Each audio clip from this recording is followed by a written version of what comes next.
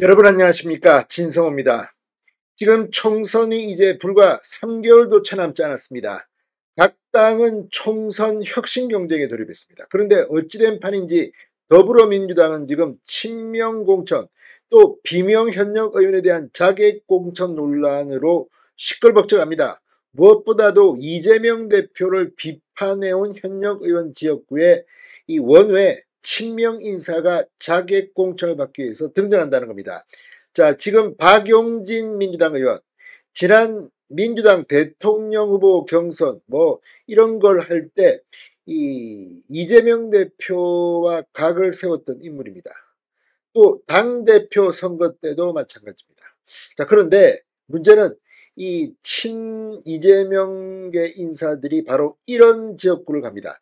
자, 이 지역구에는 연고도 없는 정봉주 전 의원, 노원에서 국회의원을 했던 정봉주 전 의원이 돌연 박용진 의원 지역구에 공천을 얻기 위해서 뛰고 있습니다.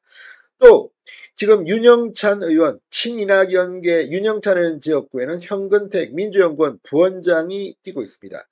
자, 이 외에도 있습니다. 그런데 이들의 공천을 지켜보는 비명계 의원들이 지금 부글부글 끓고 있습니다. 그런데 터진 게 바로 윤영찬 잡으러 온 이 현근택 민주연구원 부원장의 성희롱성 발언 논란입니다. 그런데 이게 또 터졌습니다. 자, 이 피해 여성 여비서 A씨 또 폭로를 했습니다.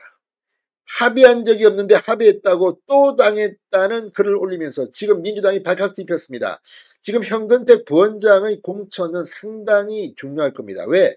민주당이 지금 제대로 정말 공천을 하는 건지, 또 비명계 의원들이 반발하고 있습니다. 지금 박용진 의원이 CBS 라디오에 나와가지고 성비위 의혹 트로이카 운운하면서 3명의 실명을 거론하면서 이 공천을 비판하기 시작했습니다.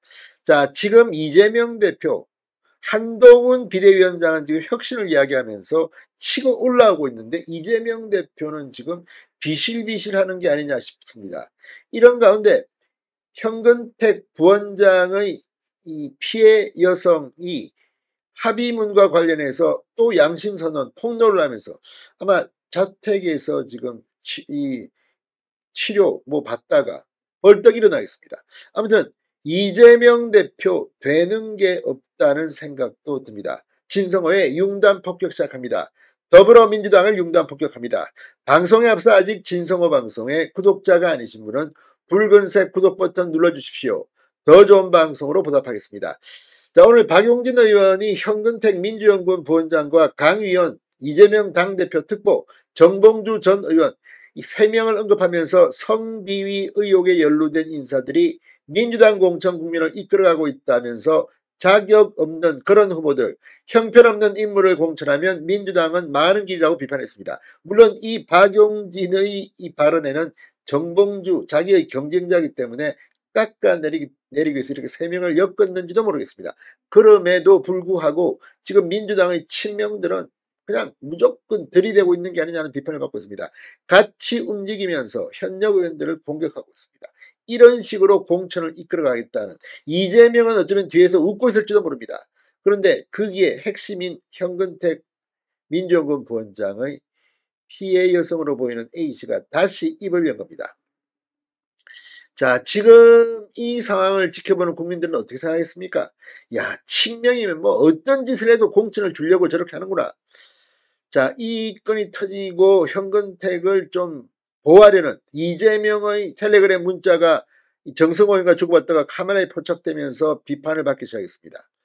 자, 이 정성호 의원은 윤리위원도 아니고 공천 쪽도 아니고 아무튼 비선이다. 이재명이 비선 의원과 이렇게 특정 공천 개입을 하는 게 아니라는 비판을 받았습니다. 바로 그 현근택의 성희롱 논란 피해 여성 여비서 A씨가 합의한 적도 없는데 합의문 또 당했다는 글을 올렸습니다. 지금 분위기가 심상치 않습니다. 이게 지금 민주당의 현 주소가 아니냐.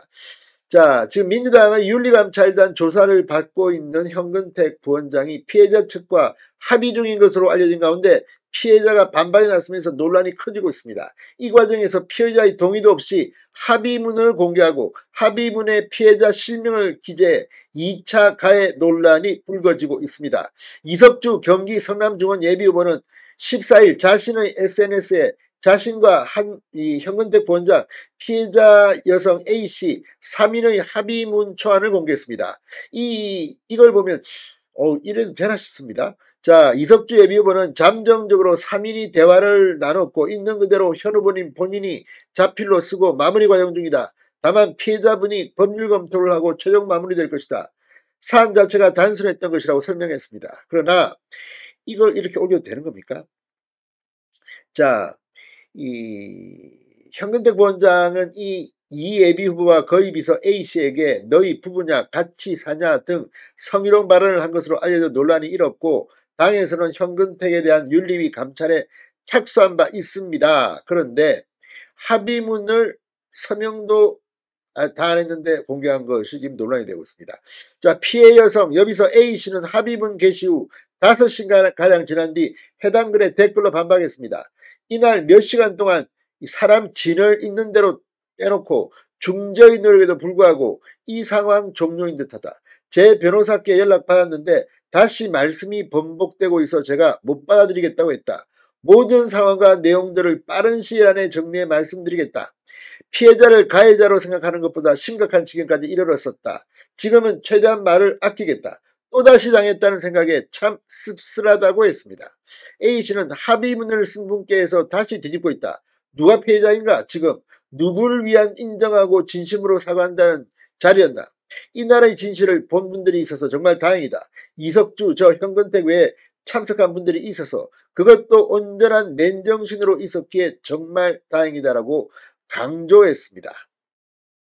자, 공개된 합의문 초안에는 현근택은 부적절한 발언, 부부냐, 같이 사냐, 감기도 같이 걸리냐에 대해 진심으로 사과드린다. 당시에 현장에서 위발언 이외에 직접적인 발언은 없었다. 술에 취해 생각나지 않는다고 말해 상처를 당한 것에 대해 다시 한번 사과드린다는 내용이 담겼다고 합니다. 자, 어쨌든 참 총선 공천을 앞두고 좀 품격과는 관계없는 이런 논란이 일고 있습니다. 이재명의 최측근이기 때문에 공천을 주기 위해서 이렇게 하는 것은 설마 아니겠지요. 이재명 대표와 민주당, 현근택 케이스로 지금 민주당의 공천, 도덕성 논란에 휩싸이고 있습니다. 진성호의 융단 폭격이었습니다. 여러분 감사합니다.